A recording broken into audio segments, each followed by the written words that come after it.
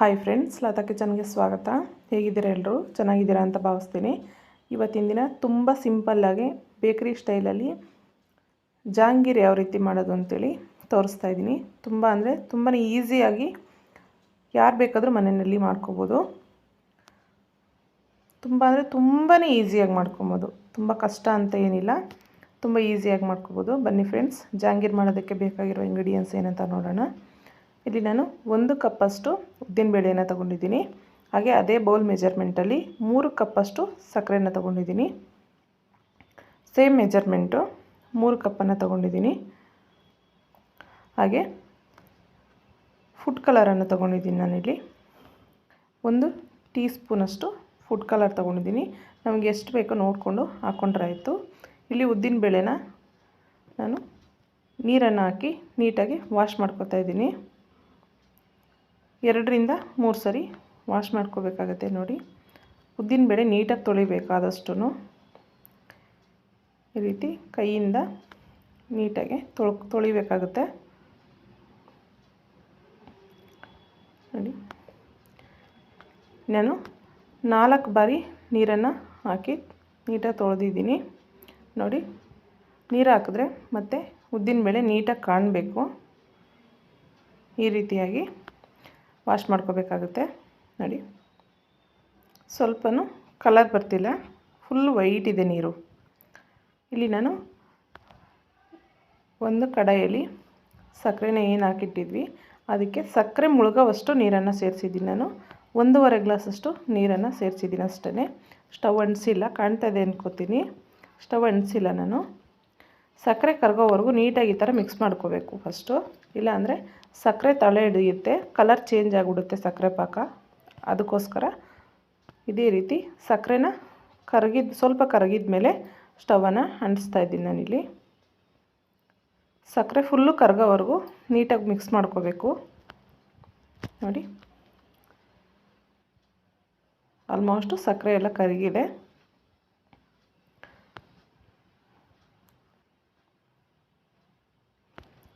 ಸಕ್ಕರೆ ಕರಗೋವರೆಗೂ ಕೈ ಬಿಡದೆ ನೀಟಾಗಿ ಒಂದ್ಸಲ ಮಿಕ್ಸ್ ಮಾಡಿಕೊಡಿ. ಇವಾಗ ಕುದಿಯೋದಕ್ಕೆ ಸ್ಟಾರ್ಟ್ ಆಗಿದೆ.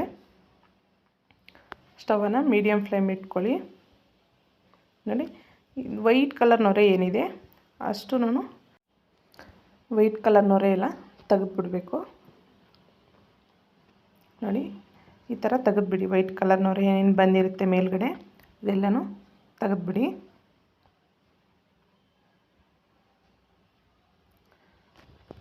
ಒಂದೆಳೆ ಪಾಕ ಬರಬೇಕಿದು, ಅದುವರೆಗೂ ಕುದಿಸ್ಕೋಬೇಕಾಗುತ್ತೆ. ಮೀಡಿಯಮ್ ಫ್ಲೇಮಲ್ಲಿ ಇಟ್ಕೊಂಡು ಒಂದೆಳೆ ಪಾಕ ಬರೋವರೆಗೂ ನಾವು ಕುದಿಸ್ಕೋಬೇಕಾಗುತ್ತೆ. ತುಂಬ ಅಂದರೆ ತುಂಬಾ ಈಸಿ, ಯಾರು ಬೇಕಾದರೂ ಮಾಡ್ಕೋಬೋದು. ನೀಟಾಗಿ ವಿಡಿಯೋನ ಸ್ಕಿಪ್ ಮಾಡಿದೆ ಕೊನೆವರೆಗೂ ವಿಡಿಯೋ ನೋಡಿ. ತುಂಬ ಈಸಿಯಾಗಿ ಮಾಡ್ಕೋಬೋದು. ವಿಡಿಯೋನ ಸ್ಕಿಪ್ ಮಾಡಿದ್ರೆ ನಿಮ್ಗೆ ಗೊತ್ತಾಗೋದಿಲ್ಲ. ವಿಡಿಯೋಸ್ ಎಲ್ಲೂ ಸ್ಕಿಪ್ ಮಾಡಬೇಡಿ, ಕೊನೆವರೆಗೂ ವಿಡಿಯೋ ನೋಡಿ. ತುಂಬ ಈಸಿಯಾಗಿ ಮಾಡ್ಕೋಬೋದು.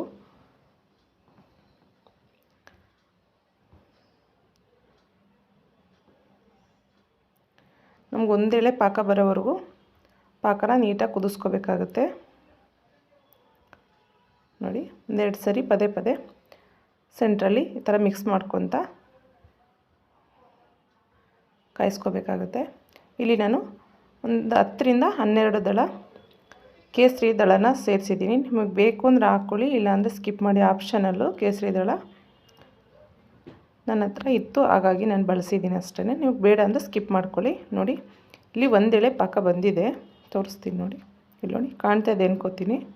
ಇಷ್ಟು ಬಂದರೆ ಸಾಕು, ಪಾಕ ಆಗಿದೆ ಅಂತ ಅರ್ಥ. ತುಂಬ ಗಟ್ಟಿ ಪಾಕನೂ ಬೇಡ, ತುಂಬ ತೆಳು ಪಾಕನೂ ಬೇಡ. ಇಷ್ಟು ಬಂದರೆ ಸಾಕಾಗುತ್ತೆ. ಕಾಣ್ತಿದೆ ಅನ್ಕೋತೀನಿ ನೋಡಿ, ಇಷ್ಟು ಬಂದರೆ ಸಾಕು. ಇದಕ್ಕೆ ನಾನು ಫುಡ್ ಕಲರನ್ನು ಸೇರಿಸ್ತಾ ಇದ್ದೀನಿ. ಒಂದು ಚಿಟಿಕೆ ಅಷ್ಟೇ, ತುಂಬ ಜಾಸ್ತಿ ಏನು ಬೇಡ. ಫುಡ್ ಕಲರ್ ಬೇಡ ಅಂದರೆ ಸ್ಕಿಪ್ ಮಾಡ್ಕೊಳ್ಳಿ.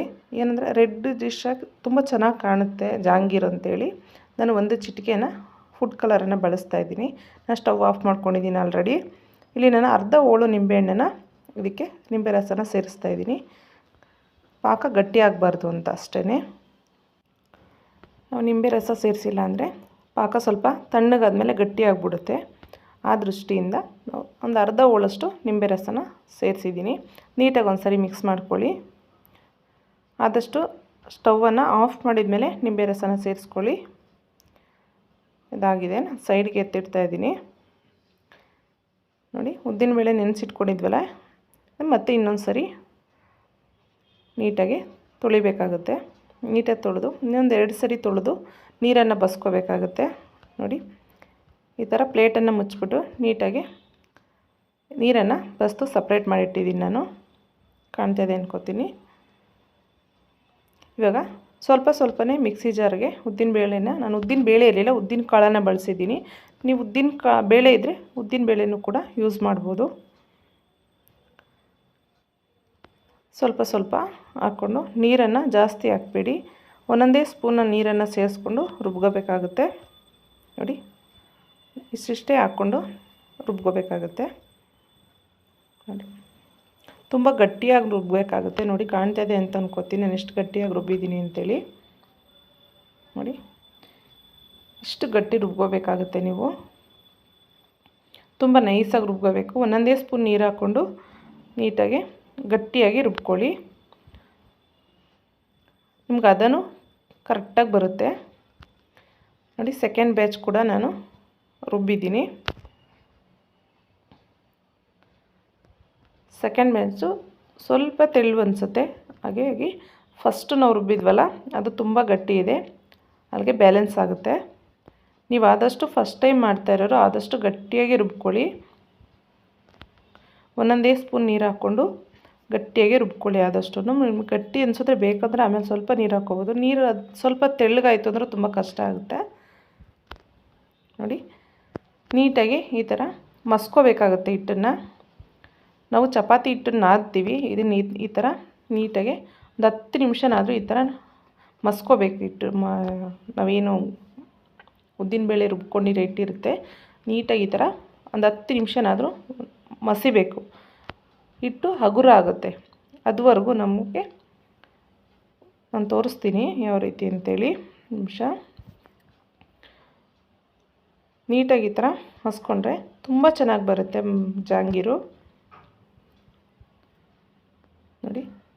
ಈ ಥರ ತೆಗೆದು ಒಂದು ಬಟ್ಲಲ್ಲಿ ನೀರನ್ನು ತಗೊಳ್ಳಿ ನೋಡಿ. ಈ ಥರ ಬಿಟ್ಟರೆ ಹಿಟ್ಟು ಮುಳುಗಬಾರ್ದು ನೋಡಿ. ಈ ಥರ ತೇಲಬೇಕು. ಹಿಟ್ಟು ಹಗುರ ಇದ್ದರೆ ಮಾತ್ರ ಈ ಥರ ತೇಲುತ್ತೆ, ಇಲ್ಲಾಂದರೆ ಮುಳುಗುತ್ತೆ ಹಿಟ್ಟು ನೋಡಿ.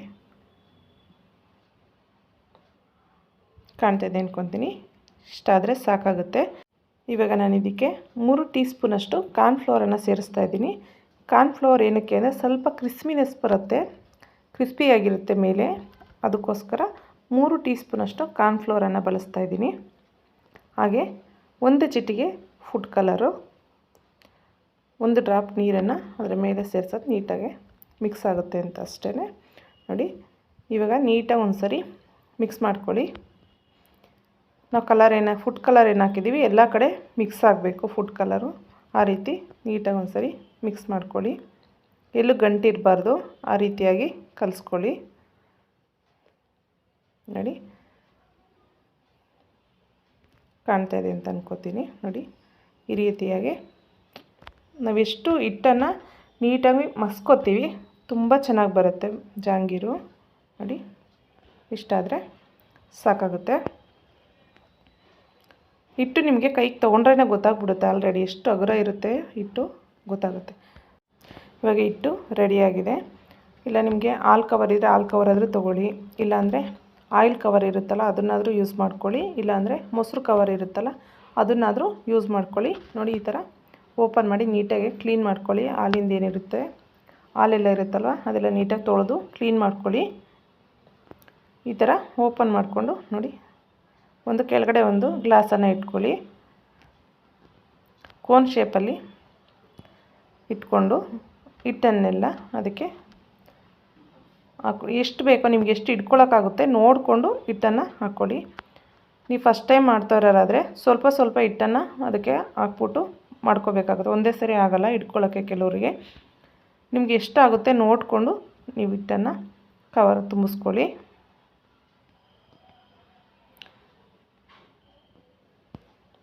ನೋಡಿ. ಇಷ್ಟು ಹಾಕ್ಕೊಳ್ಳಿ. ಫಸ್ಟು ಇಷ್ಟನ್ನು ಸೇರಿಸ್ಕೊಳ್ಳಿ.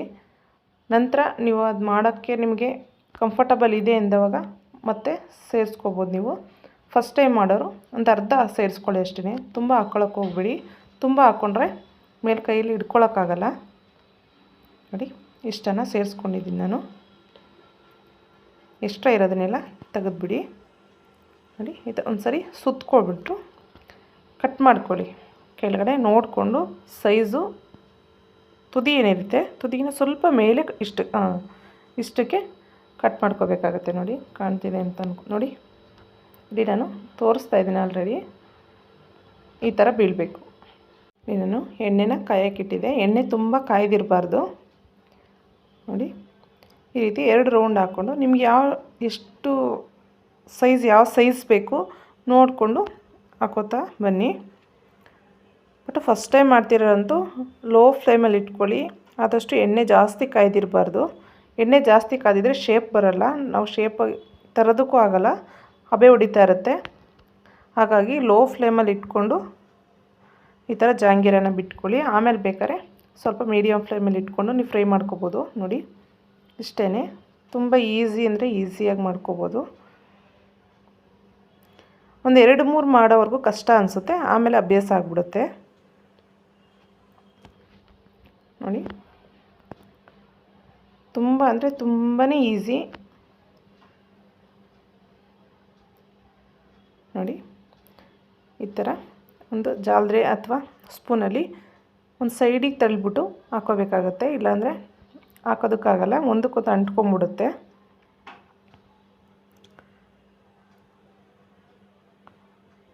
ನೋಡಿ ಇಷ್ಟೇ. ಇವಾಗ ಸ್ವಲ್ಪ ಫ್ಲೇಮನ್ನು ಜಾಸ್ತಿ ಮಾಡ್ಕೊಳ್ಳಿ. ನಾನು ಸ್ಟವ್ ಆಫ್ ಮಾಡಿಬಿಟ್ಟು ನಾನು ಜಾಂಗೀರನ ಬಿಟ್ಟಿದ್ದು. ಇವಾಗ ನಾನು ಸ್ಟವ್ ಅಂಟಿಸ್ಕೊಂಡಿದ್ದೀನಿ.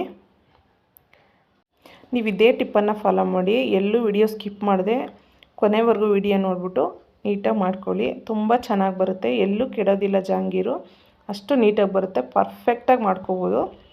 ವಿಡಿಯೋ ಸ್ಕಿಪ್ ಮಾಡಿದೆ ಕೊನೆವರೆಗೂ ನೋಡಿಬಿಟ್ಟು ನೀವು ಮಾಡಿಬಿಟ್ಟು ಕಮೆಂಟ್ ಹಾಕಿ ಯಾವ ರೀತಿ ಬಂತು ಜಾಂಗೀರು ನಿಮ್ಮ ಮನೇಲಿ ಮಾಡಿದವಾಗ ಅಂತೇಳಿ ಕಮೆಂಟ್ ಹಾಕಿ. ನೋಡಿ ಇದೇ ಥರ ಈಗ ಆಗಿದೆ. ನಿಮ್ಮ ಕಲರ್ ನೋಡ್ತಾ ಇರ್ಬೋದು.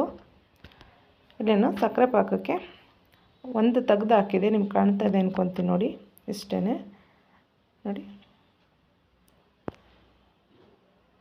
ತುಂಬ ಅಂದರೆ ತುಂಬಾ ಈಸಿ. ಯಾರು ಬೇಕಾದರೂ ಮಾಡ್ಕೋಬೋದು, ಗೊತ್ತಿಲ್ಲದೆ ಇರೋರು ಕೂಡ ಮಾಡ್ಕೋಬೋದು. ನೋಡಿ ಪಾಕ ಏನಿದೆ ಅದು ಸೋರ್ಕೊಳ್ಳಿ. ಇವಾಗ ಮತ್ತೆ ನಾನು 2 ಜಾಂಗೀರನ ತೆಗೆದು ಸಕ್ಕರೆ ಪಾಕದಲ್ಲಿ ಹಾಕ್ತಾಯಿದ್ದೀನಿ. ನೋಡಿ ಈ ಥರ ಮುಳುಗಿಸ್ಬೇಕಷ್ಟೇ. ಒಂದು 2 ನಿಮಿಷ ಮುಳುಗಿಸಿದ್ರೂ ಸಾಕಾಗುತ್ತೆ. ಜಾಸ್ತಿ ಹೊತ್ತು ಮುಳುಗಿಸ್ಬೇಕು ಅಂತ ಏನಿಲ್ಲ.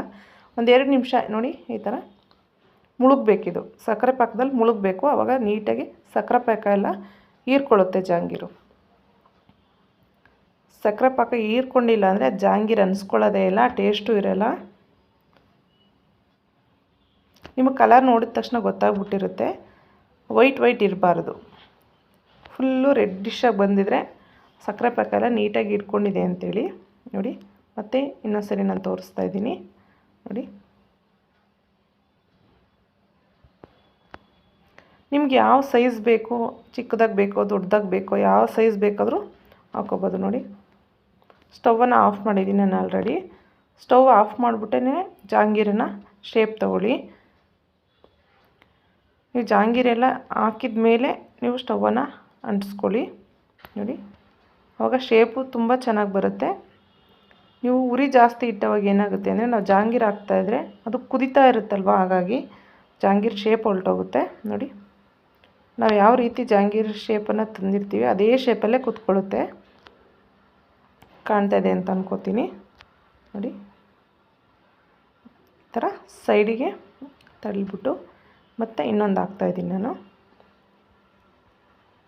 ತುಂಬ ಅಂದರೆ ತುಂಬಾ ಚೆನ್ನಾಗಿ ಬರುತ್ತೆ ಜಾಂಗೀರು ಮಾತ್ರ. ನೀವು ವಿಡಿಯೋ ಮಾತ್ರ ಎಲ್ಲೂ ಸ್ಕಿಪ್ ಮಾಡಬೇಡಿ, ತುಂಬ ಚೆನ್ನಾಗಿ ಬರುತ್ತೆ. ಕೊನೆವರೆಗೂ ನೋಡಿ. ನೋಡಿ ಇಲ್ಲಿ ನಾನು 1 ಕಪ್ಪಷ್ಟು ಉದ್ದಿನಬೇಳೆನ ತೊಗೊಂಡಿದ್ದೆ. ನೋಡಿ ಎಷ್ಟು ಜಾಂಗೀರಾಗಿದೆ ಅಂತೇಳಿ ಕಾಣ್ತಿದೆ ಅನ್ಕೋತೀನಿ. ಇಲ್ಲಿ ನಾನು ಒಂದು ಬೇರೆ ಪ್ಲೇಟ್ಗೆ ಸರ್ವ್ ಮಾಡ್ತಾಯಿದ್ದೀನಿ. ನೋಡಿ, ನೋಡೋಕ್ಕೆ ಎಷ್ಟು ಕಲರ್ಫುಲ್ಲಾಗಿದೆ, ಟೇಸ್ಟ್ ಕೂಡ ಅಷ್ಟೇ ತುಂಬ ಚೆನ್ನಾಗಿರುತ್ತೆ. ಒಮ್ಮೆ ಟ್ರೈ ಮಾಡಿ, ಹೇಗಿತ್ತು ಅಂತ ನಿಮ್ಮ ಅನಿಸಿಕೆ ಅಭಿಪ್ರಾಯನ ಕಮೆಂಟಲ್ಲಿ ತಿಳಿಸಿ. ಯಾರೆಲ್ಲ ಸಬ್ಸ್ಕ್ರೈಬ್ ಮಾಡ್ಕೊಳ್ದೆ ಹಾಗೆ ವಿಡಿಯೋ ನೋಡ್ತಾ ಇದ್ದೀರಾ, ಪ್ಲೀಸ್ ಚಾನಲ್ನ ಸಬ್ಸ್ಕ್ರೈಬ್ ಮಾಡ್ಕೊಳ್ಳಿ. ಹಾಗೆ ಸಪೋರ್ಟ್ ಮಾಡಿ. ಈ ವಿಡಿಯೋ ಇಷ್ಟ ಆಗಿದರೆ ಶೇರ್ ಮಾಡಿ, ಹಾಗೆ ಸಪೋರ್ಟ್ ಮಾಡಿ ಅಂತ ಕೇಳ್ತೀನಿ. ಮತ್ತಷ್ಟು ಈಸಿ ರೆಸಿಪೀಸ್ಗೋಸ್ಕರ ಪ್ಲೀಸ್ ಚಾನಲ್ನ ಸಬ್ಸ್ಕ್ರೈಬ್ ಮಾಡ್ಕೊಳ್ಳಿ, ಹಾಗೆ ಸಪೋರ್ಟ್ ಮಾಡಿ. ನಿಮ್ಮ ಪ್ರೋತ್ಸಾಹ ಹೀಗೆ ಇರಲಿ ಅಂತ ಕೇಳ್ಕೊತೀನಿ. ಆದಷ್ಟು ವಿಡಿಯೋನ ಶೇರ್ ಮಾಡಿ, ನಿಮ್ಮ ಅನಿಸಿಕೆ ಅಭಿಪ್ರಾಯನ ಕಮೆಂಟಲ್ಲಿ ತಿಳಿಸಿ. ನೋಡಿ, ಮೇಲ್ಗಡೆ ಕ್ರಿಸ್ಪಿಯಾಗಿದೆ, ಬಿಸಿ ಇದೆ, ಕ್ರಿಸ್ಪಿಯಾಗಿದೆ, ಒಳಗಡೆ ಎಷ್ಟು ಜ್ಯೂಸಿಯಾಗಿದೆ ಅಂತ ನೋಡಿ, ಕಾಣ್ತಾ ಇದೆ ಅನ್ಕೋತೀನಿ. ನೋಡಿ, ಇಷ್ಟೇ ಫ್ರೆಂಡ್ಸ್ ಇವತ್ತಿನ video. Thank you for watching.